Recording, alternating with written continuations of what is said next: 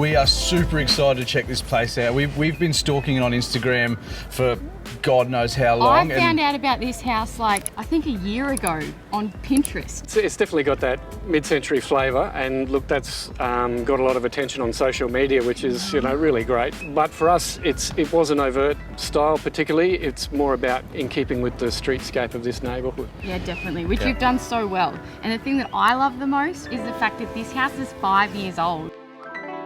We were lucky enough to, you know, salvage and draw on a lot of materials and things from the original house that was here, and roll those over into the new house. So there was still a legacy of what was here before, and a touchstone for the owners, because it was their house before that for many years. So there's a sense of connection there, which is really important to us. Obviously, we're Team Rebuild, so we want to flatten their houses and start again, but we can recycle some of the bricks that they have in their existing house and make them into the features that this house has. One of the biggest things that stands out to me is that Y column. I mean, that's the biggest nod to mid-century architecture, and it just works perfectly with this house. We're very happy to build a carport out the front.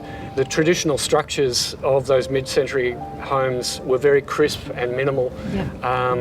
And, you know, luckily we managed to achieve that using the Bondor products. For example, with the Elegance finish underneath, which just gave it that little bit of texture and gave us that crisp edge, so it looks like it's floating and hovering, which we're really looking for.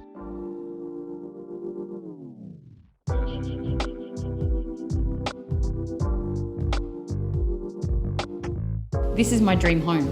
Yeah, pretty much. I mean, this house design is right down our alley. We've kind of forgotten about the Renovate or Rebuild. We're taking ideas for ourselves. The architect, Paul, is so far ahead of trend when he designed this house nearly 10 years ago. I know. Bringing all these curves into play. And I mean, they are so popular now that, you know, everyone loves them. Okay, Paul, I'm actually in love with this home. Like, legitimately in love. Walking through into that breezeway is incredible. The breezeway at the front, we got to get air through the house. It's also nice to be looking through the building when you arrive. Another thing that I absolutely love is how open it is. All of the doors fold right back, and even in the kitchen, you can fully walk outside. It's incredible. Yeah, look, Peter and Jackie from much further north, so they're used to an outdoor lifestyle and a more tropical climate. So all these spaces, to help them not feel small and tight and cramped, we have a generous volume.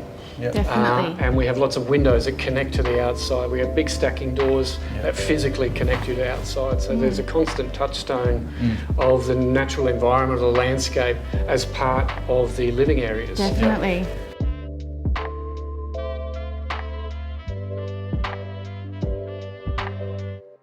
A lot of what this house is doing is passive design. So we don't need to switch any lights on during the day to illuminate spaces. The slab absorbs, you know, the winter sun and warms up the spaces. The biggest thing, I think, is the fact that it's probably 30% smaller than it was going to be. So it's easily the most sustainable thing we did about the house.